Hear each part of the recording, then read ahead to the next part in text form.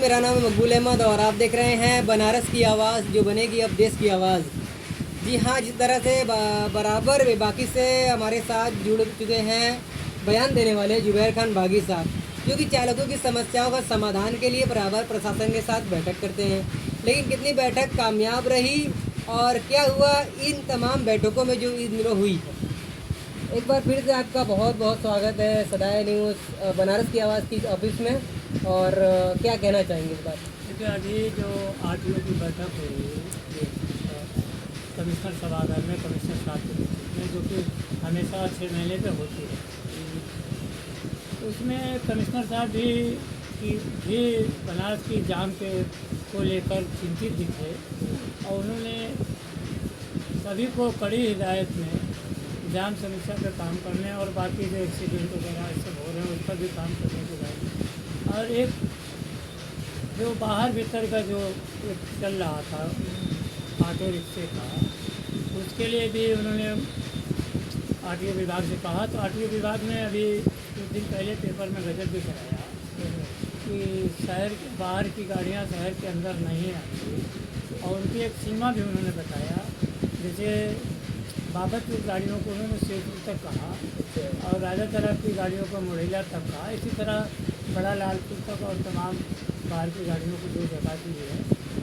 तो इसमें थोड़ा सा आरटीओ विभाग को थोड़ा सा सोचना पड़ेगा। जो गाड़ियों को लोग शिवपुर लेकर आ रहे हैं उसे बढ़ा के जेपी मेहता तक लाने का प्रयास करना चाहिए। वहाँ जाम की समस्या नहीं और उनका रोजी रोटी भी चल जाएगा। इसी तरह जो गाड़ियाँ मुरैया रोक रहे हैं उनको भी जो नया रास्ता बना हुआ है उसके ज़रिए जेपी मेहता तक लाया जा सकता है, कम से कम मुख्यालय तक उनको जोड़ने का काम। और जो गाड़ियाँ बड़ा लालपुर रोक रहे हैं उनको भोजीपुर तक लाने का प्रयास करना चाहिए। और दूसरी सबसे अच्छी बात ये हुई इसकी ट्रैफिक के यहाँ जो अभी हाल में auto engine e rickshaw engine के लोग जैसे घनश्याम सिंह, भगवान सिंह, ईश्वर सिंह, सुभाष जी, मुमताज़, हरिंदर गिरी, तमाम लोगों ने जो एक ई रिक्शा चालक के जो रूट के लिए था उस पर उन लोगों को भी समझ में आया कि रूट तो बनना चाहिए, लेकिन जो रूट बना है उसमें दिक्कतें हैं। इसे 4 रूट को दो रूट में किया जाए। उन लोगों ने एसपी साहब से बात की और ई रिक्शा चालकों की भी रोजी रोटी की उनको चिंता हुई और उन्हें भी लगा कि अगर एक रूट हो जाएगा तो जाम की समस्या भी नहीं होगी और ई रिक्शा चालकों को रोजी रोटी भी बरकरार रहेगी। तो बातचीत की शुरुआत हुई, एक अच्छी पहल है, क्योंकि बातचीत ही समस्या का समाधान है। धरना प्रदर्शन समस्या का समाधान नहीं, समस्या का समाधान है टेबल पर बात करना। तो बनारस के सारे यूनियन ने जो टेबल पर बात करना शुरू किया अधिकारियों को, तो इसका हम स्वागत करते हुए और उम्मीद करते हैं फिर ये लोग बैठेंगे और फिर इन समस्याओं पर बात करेंगे और ई रिक्शा चालकों के लिए कोई अच्छी व्यवस्था बनाने का काम करेंगे। क्योंकि जो मैं रोड पर घूम रहा हूँ, सड़कों पर घूम रहा हूँ, बराबर घूम रहा हूँ, रेड जोन और जो ग्रीन जोन है, इन 2 जोनों को जो चालक है वो ज़्यादा परेशान है, क्योंकि इन्हें स्पेस नहीं मिला है। इन्हें बहुत कम स्पेस मिला है जिससे कि इन्हें दिक्कत हो रही है। और उचित और जो पीला है और जो रेड है उसको स्पेस ज़्यादा मिला हुआ है, तो उनको तो कोई दिक्कत नहीं है, वो तो खुश है। लेकिन ये जो जोन है इसमें इनको स्पेस नहीं है, तो इन दोनों जोनों को भी एक दूसरे में जोड़ के इनकी समस्याओं का समाधान करना चाहिए। और मुझे उम्मीद है प्रशासन इस बात को समझेगा। जिस तरह यूनियन के लोगों को बात समझ में आई है उसी तरह प्रशासन को भी, ट्रैफिक का साहब को भी समझ में आएगा और बड़े अधिकारियों को समझ में आएगा और बहुत जल्द ही 2 जोन को 1 जोन में बनाने का ये लोग काम करेंगे, ताकि चालक की समस्या समाधान खत्म हो। और ये जो बनारस में चालक के नाम पे नेतागिरी हो रही है, ये नेतागिरी भी खत्म हो। और प्रशासन को चाहिए कि समस्या का समाधान करे। जब बनारस के सारे यूनियन और सारे चालक इस चीज़ को स्वीकार कर रहे हैं तो प्रशासन को करने में क्या दिक्कत है। अभी लाल पीला और नीला हरा जो स्टिकर लगाए, 1 महीना 15 दिन जो कह रहा है कि हम देखेंगे, तो 1 महीना इसी को देख लें, 2 जोन बना के अगर ज़्यादा दिक्कत होगी तो फिर अलग कर देगा, उनका स्टिकर तो लगा हुआ है, 24 घंटे में चीज़ें कर सकता है। तो मेरा प्रशासन से यही आग्रह है कि सारे लोग इस चीज़ को कह रहे हैं कि 4 जून को 2 जोन में बना दिया जाए। रामनगर में जो 700-800 गाड़ियाँ हैं उनको दोनों जोन में बराबर और पड़ाव वाली इधर जोड़ दिया जाए, रामनगर वाली इधर लंका क्षेत्र वाले जोन में जोड़ दिया जाए। क्योंकि इन्होंने मड़ुआडी को काशी वरुणा जोन में डाल दिया, चलिए ठीक है, कम से कम एक वरुणा जोन में एक स्टेशन तो मिलेगा लोगों को, बनारस स्टेशन तो मिल जाएगा, तो उनकी भी व्यवस्था सही हो जाएगी। इधर बनारस 9 नंबर मिल जाएगा उनको, दोनों स्टेशन इनके पास भी आ जाएगा। और 1 नंबर जो है भेलीपुर जोन में आ जाएगा, मड़ुआडी का 1 नंबर पे जो है, तो मड़ुआडी स्टेशन भी लमसम दोनों जोन में आ जाएगा और बनारस। तो इस तरह करने से प्रशासन की समस्या खत्म होगी, हमारे बनारस वासियों को या बाहर से आए हुए आगंतुकों की भी समस्या का समाधान होगा, उन्हें छोटी छोटी दूरी के लिए गाड़ी बदलना नहीं पड़ेगा। तो ये एक अच्छी सोच के साथ लोग जा रहे हैं, प्रशासन को इस सोच को मान लेना चाहिए और 4 जोन को 2 जोन में एक दफ़े करके, जैसे वो कह रहे हैं प्रयोग ना, तो सारे लोगों के और ये भी बात कहते कि कमी बेसी होगी तो उस पर बात की जाए कि हम 2 जून को 1 जून करेंगे। ये एसपी ट्रैफिक ने भी कहा था, तिनपा साहब ने भी कहा था। तो जब इतने लोग कह रहे हैं तो इस बात को एक मानना चाहिए, ऐसा प्रशासन को अपनी जिद को छोड़ना चाहिए।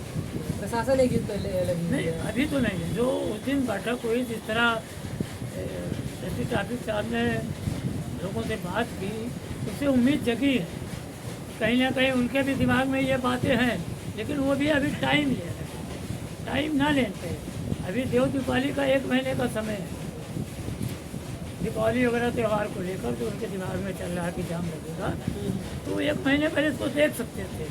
अगर त्यौहार के समय तक चीज़ें ठीक ना होती तो त्यौहार के समय उसको 2 पार्ट कर सकते थे। वैसे भी देव दीपावली के दिन आधा बनारस बंद रहता है, नो एंट्री रहता है।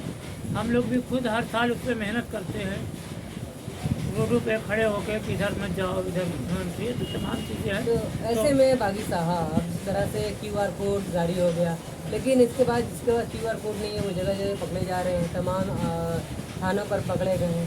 इस तरह से देश के अंदर बेरोजगारी बढ़ी है, एक दूसरे रोजगार में जीविका चलाने के लिए जो टोटो चलाने के लिए आगे आए थे, टोटो चला के अपनी जीविका चला रहे थे, लेकिन अब उनका क्या होगा जो बिना QR कोड के हैं? पहले बात आपको समझना पड़ेगा कि टोटो इतनी ज़्यादा कैसे बढ़ी और क्यों बढ़ी, सवाल ये है। हाँ सवाल है। तो जब कोरोना आया, कोरोना काल के बाद छोटे छोटे रोजगार खत्म हुए, बाहर से लोग जो काम कर रहे थे, बम्बई, दिल्ली, कलकत्ता, ये तमाम लोग अपने घरों को वापस आए। जब ये घरों को वापस आए तो कितने तो फिर वापस गए, लेकिन कितनों ने यहीं पे ही अपने धंधे का, अपने रोजी रोटी का व्यवस्था की। इसमें सबसे बेस्ट अगर बनारस में धंधा है, बनारस में कोई और धंधा नहीं है अगर देखा जाए तो, ना प्राइवेट नौकरी है, सरकारी नौकरी की तो बातें करना बेवकूफ़ी इस दौर में, लेकिन ना प्राइवेट कोई कल कारखाना ऐसा कोई बड़ा है, कोई ऐसा कुछ है नहीं कि जहाँ बच्चों को, नौजवानों को रोजगार मिले। अब भाई इन्होंने ये रिक्शा मिला 25,000, 30,000, 40,000 रुपये अपना व्यवस्था किए, किस्त पर निकाले, अपना बच्चों को रोटी रोटी कर। और इसमें जो बुनकर समाज पर भी मार पड़ी, तो बुनकर समाज के बहुत से नौजवानों ने ये रिक्शा निकाला, वो चलने लगे। तो लॉकडाउन के बाद जब ये काम धंधे खत्म हुए तो ये रिक्शे पड़े, और उस वक्त प्रशासन का कोई भी विभाग इस पर कोई काम ही नहीं किया, वो बैठा रहा थी मार के, और ये बढ़ते गए, ये लाइलाज बीमारी की तरह बढ़ता गया। लेकिन सूत्र यही बता रहे हैं कि अगला जो कदम होगा प्रशासन का वो ऑटो पर भी होगा, जो ऑटो का भी रूट होगा उसका भी QR कोड लेगा, ऐसा कुछ खबरें लग रही है क्या? देखिए, ये सरकार जो है, असली बात तो देखो अगर देखा जाए तो ये सरकार पूरी पत्नियों की सरकार, समझ गए। माल ला के दुकानदार, बड़े दुकानदारों की दुकानदारी ख़त्म किया, ऑनलाइन भी ला के छोटे दुकानदारों की दुकानदारी ख़त्म किया। उसी तरह अब ये ये छोटी गाड़ियाँ, ऑटो रिक्शा, ई रिक्शा, इनकी जगह पे बड़ी इलेक्ट्रिक बसें चला के पूंजीपतियों का फ़ायदा पहुंचाने के लिए इन कौन प्रकरण से बारी बारी सबका ये शिकार करें। जो ऑटो वाले खुश हो रहे हैं उनकी खुशी ज़्यादा दिन रहेगी नहीं। लाइन में वो भी लगे, आज मेरी बारी है तो कल तुम्हारी भी बारी आएगी। ये किसी को छोड़ने वाली सरकार नहीं है। बेहतर होगा कि इस चीज़ को सारे लोग समझ लें और एक साथ मिलकर एक अच्छी व्यवस्था बनाए। मैं किसी का विरोध नहीं कर रहा, ना किसी का समर्थन कर रहा, लेकिन ये जो नौजवान हैं, ये बहुत से पढ़े लिखे शिक्षित नौजवान हैं जिन्हें रोज़गार नहीं मिला है, MA BA MBA करे हुए लोग ऑटो रिक्शा और ई रिक्शा चला रहे हैं, कहाँ जाएंगे? उनका परिवार कैसे चलेगा? तो इन सब बातों को प्रशासन को भी ध्यान देना चाहिए। कहीं ना कहीं प्रशासन के लोग भी इसमें हैं। ऐसा नहीं है कि प्रशासन के सारे लोग नौकरी पा गए, उनके भी परिवार, उनके भी रिश्तेदार के लोग भी ये कहीं ना कहीं धंधे में जुड़े हुए हैं। अगर और ये सब जानता है तो कहीं ना कहीं एसपी ट्रैफिक महोदय, यहाँ का DM महोदय, कमिश्नर महोदय, CP साहब, इन सबको संज्ञान में लेना चाहिए और 4 जून को 2 जून बनाना चाहिए। इन गरीब चालकों की रोजी रोटी की व्यवस्था बनानी चाहिए ताकि इनका परिवार जो है भी जी सके, दाल रोटी खा सके। ये जो तुगलकी फरमान, इसे मैं तुगलकी फरमान मानता हूँ। इसके लिए शायद यातायात प्रशासन के एसपी ट्रैफिक साहब मुझे किसी दूसरे रूप में देखें, वो अलग की बात है, क्योंकि उन्हें लगता है कि मैं गलत बोलता हूँ, लेकिन मैं गलत नहीं बोलता, क्योंकि बनारस मेरा भी है। मैं भी चाहता हूँ कि बनारस की जाम की समस्या ख़त्म हो, और जितना बनारस की जाम की समस्या पे, जितना टोटो की बेतरकीब पे, जितना टोटो की बिक्री पे मैंने आवाज़ उठाई है पिछले 3 सालों से, उतनी आवाज़ किसी ने नहीं उठाई, लेकिन सुनता कौन है? ऐसे में आप काफ़ी संगठन में रहे हैं और अभी पिछले बयान में आपने कहा था कि आप खुद एक संगठन है, लेकिन कुछ सूत्र यही बता रहे हैं कि आप किसी संगठन से जुड़ने भी जा रहे हैं, कोई संगठन नया खड़ा कर रहे हैं, क्या पता चल रहा है, जानकारी मिल रही है कुछ? देखिए, संगठन का मतलब क्या होता है? संगठन का मतलब समूह।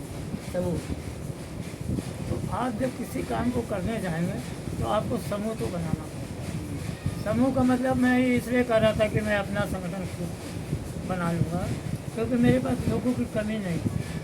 मैं जहाँ जाऊँ, जिस चौराहे पे जाऊँगा, 4-10 ड्राइवर, 4-10, यहाँ तक कि बनारस में कोई भी नंबर टेकर हो, कोई भी यूनियन के पदाधिकारी हो, यूनियन के नेता हो, कोई ऐसा नहीं है जिसके साथ मेरा उठना बैठना ना हो, जिससे मेरी बातचीत ना हो। मेरी बनारस में किसी से कोई निजी लड़ाई नहीं है, और मेरी लड़ाई सिर्फ करप्शन को लेती है, भ्रष्टाचार को लेती है, टोटो चालकों, ऑटो चालकों को शोषण के लेती है। अभी सबसे बड़ा मुद्दा जो मेरा था वो स्टैंड का था, लेकिन ये जो रूट आया उसमें उस मुद्दे को तो एकदम पता ही नहीं चला, एकदम गायब कर दिया। लेकिन जबकि सबसे ज़रूरी जो था वो ऑटो स्टैंड का, ई रिक्शा स्टैंड का मुद्दा था।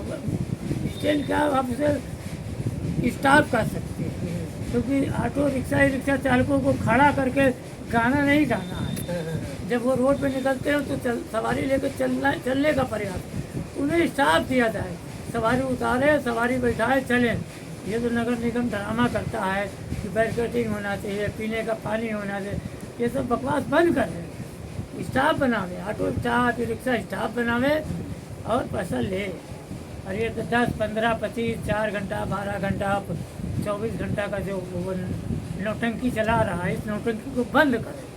ऐसे में भी आपने कहा कि आप एक संगठन बनाने जा रहे हैं, आपके पास खुद एक संगठन ऐसा है, आपके एक बहुत ही साथ मेरा संगठन बनाया। सुनिए, प्रवीण काशी जी एक आंदोलन का रूप ले रहे, ऑटो चालकों की समस्याओं को जन जन पहुँचाने का काम किया, प्रशासन को बैक फुट पर लाया है कहीं ना कहीं। तो क्या लगता है उनके संगठन में आपको जुड़ना चाहिए, क्या लगता है? नहीं, देखिए, मैं फिर वही बात करता हूँ, प्रवीण काशी भी एक अच्छे व्यक्ति हैं, लेकिन वो गलत लोगों के बीच में पड़ गए, क्लियर बात है।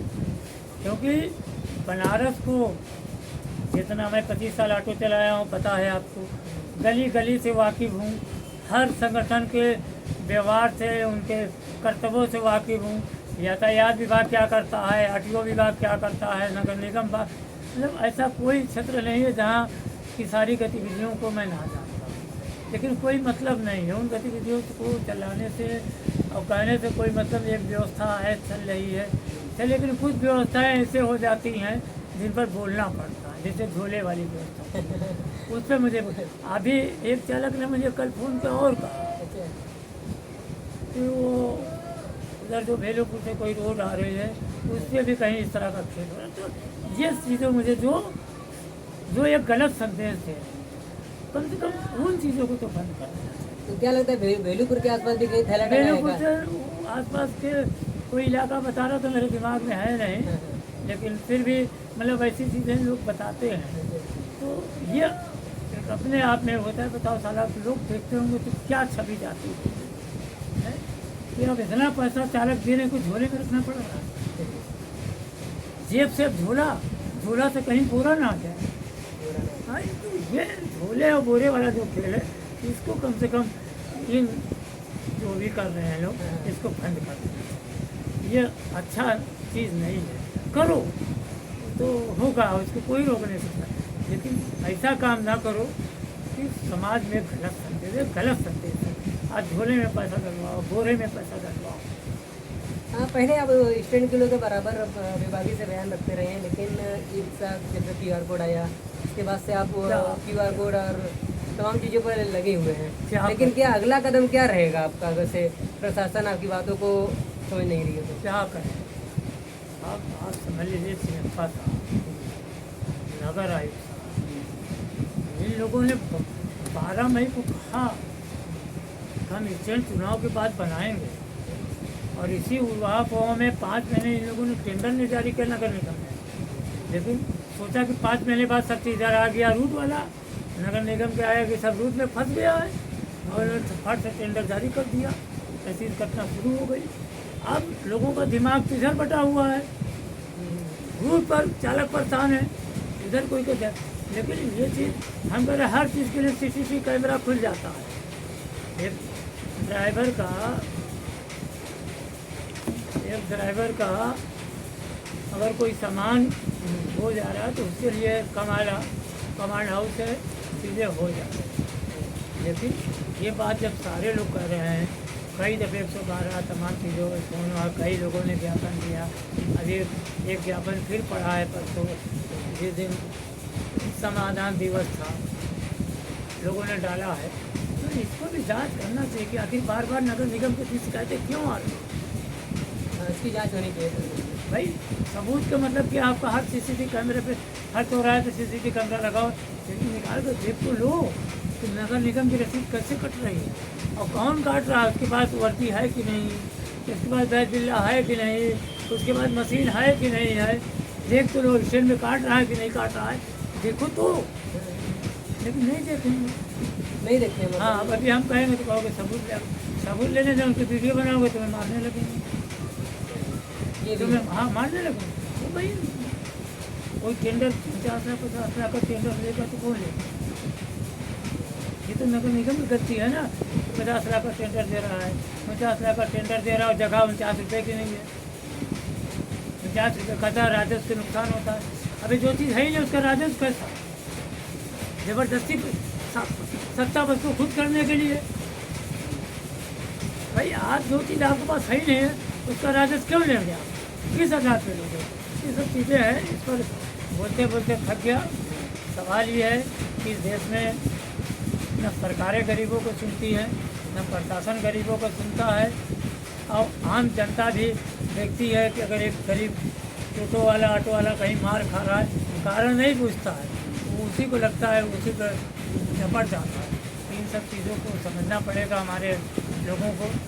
ठीक है, बहुत अच्छा लगा बात करके। हम बात कर रहे थे जुबैर बागी साहब के साथ, जो कि खुद में एक संगठन है और बराबर चालकों की समस्या उस पर बात करते रहे हैं।